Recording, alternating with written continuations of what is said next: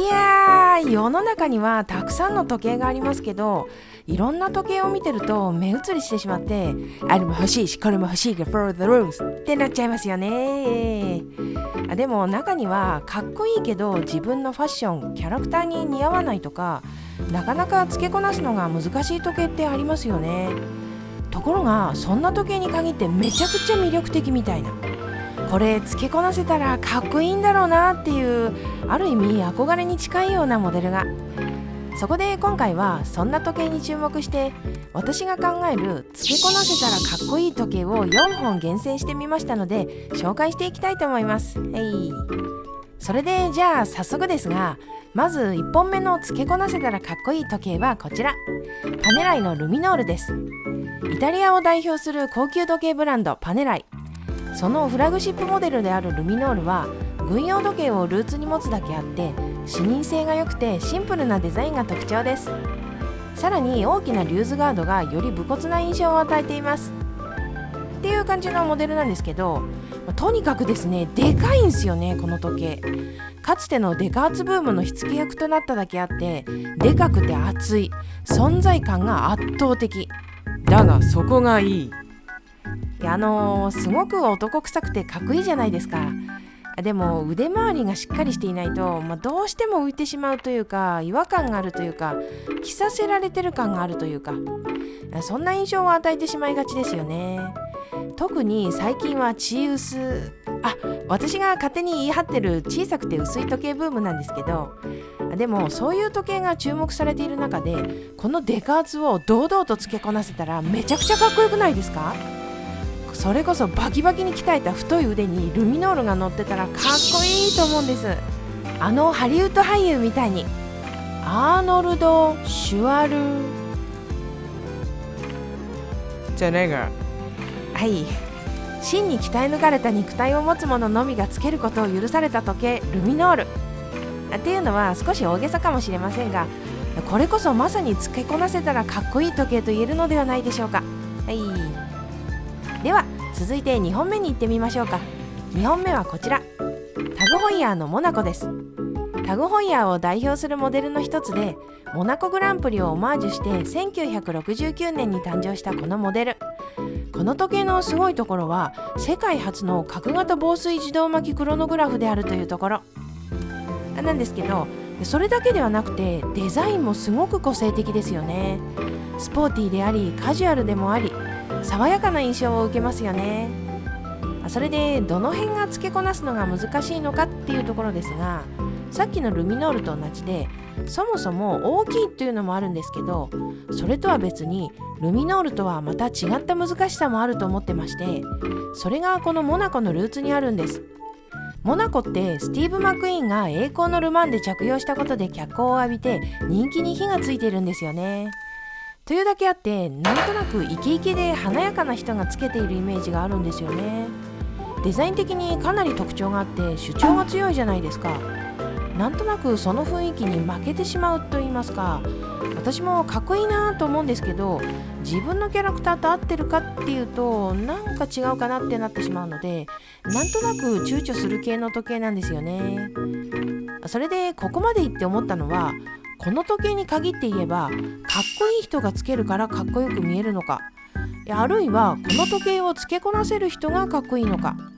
まるで卵が先か鶏が先かのような問いにたどり着いてしまうことですね。ただ結論として言えるのは、この時計に関しては気に入ったらひたすら使い続けて自分に馴染むまで使っていれば、それは自分がこの時計にふさわしいかっこいい大人になってるっていうことなんだと思いますね。これは意外と本質をついているのではないでしょうか。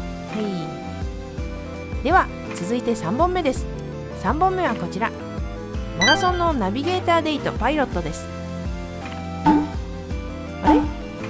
いやー、これ意外に思う方多いんじゃないかと思うんですけど、語らせてください。まずマラソンとはってところからなんですけど、マラソンは1939年にカナダで創業した主に軍用時計を製造しているブランドです。で、このモデル、一見すると普通の軍用時計じゃないですか。でもこれを選んだのには特別なエピソードがあるんです。このエピソード聞いちゃったらこれ入れるしかないってなっちゃったんですけど、それがファッション界の重鎮、干場先生がおっしゃってたことなんですよね。干場先生がトッズグループのディエゴ会長のクルーズに乗って地中海のバカンスを楽しむというプレスツアーに参加した時の話なんですけど、その時のディエゴ会長が腕につけていたのがこの時計とのこと。スーパーおしゃれ人のディエゴ会長が軍用時計を使うっていうのにも意外性がありますよね。だっておそらくですけど、ディエゴ会長ほどの人だったらどんな高級時計でもつけられると思うんですよね。それこそロイヤルオークみたいな。でもマラソンを使っていた。しかもこの時以外にもスーツに合わせてたりしたんだとか。ラフなスポーツシーンでこの時計を合わせるのは分かりますけど、スーツに合わせるって難易度高くないですか？だから私がこのモデルを今回のテーマで取り上げた理由というのがこれなんですよ。ラフなシーンではなくて、ジャケットとかで決めた時に遮奪な外しとしてこれが使えたらめちゃくちゃかっこいいと思いませんか？ただ果てしなく難しい。おそらく何も考えずにジャケットにマラソンを合わせるとやぼったくなりかねないと思うんです。そこですよね。この時計は時計そのものの魅力だけではなく、いかにファッションと調和させるかという難しさが問われる一本だと言えます。そこがここまでの時計の難しさとは違っているところですね。はい。では最後ですね、4本目です。4本目はこちら。こちらはですね、金無垢の時計です。で、金無垢の時計といえばいろいろありまして、例えばカルティエのサントス・ドゥ・カルティエとか、バシュロンの222とか、パテコ・フィリップのゴールデンエリプスとか思いつくんですけど、この辺でドレス要素があって上品に使えそうですよね。いやでもそうじゃなくて、私が取り上げたいのはロレックスのデイトナみたいなバチバチスポーティーなやつですね。これ付けこなせたら本当にかっこいいと思うんですよ。というのも、一歩間違えたら成金というか、ちょっと品がないようにも見えてしまうような難しさがあるじゃないですか。そこを上品に、そしてさりげなく付けこなすことができたらかっこいいですよね。ある意味で若造には難しいんじゃないかと思うんです。年を重ねて、なんというか貫禄とか説得力があるような、そういう雰囲気を持ち合わせていないと金無垢の力強さに負けてしまいますね。いやこれ完全にイメージなんですけど、リネンのシャツを腕まくりして短パンにサンダル、そして黒く焼けた腕に乗る金無垢のデイトナ、かっこよくないですか？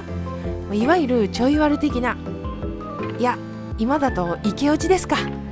そういう風に付けこなせたらすごくいいと思うんですけど、これもファッションとか、あと雰囲気とかが伴っていないとっていう難しさがありますね。はい。ということで、付けこなせたらかっこいい時計4本紹介してみましたが、いかがだったでしょうか？いろいろ喋ってて思ったのは、付けこなすってその時計にふさわしい人がつけるっていうだけではなくて、使い続けることによって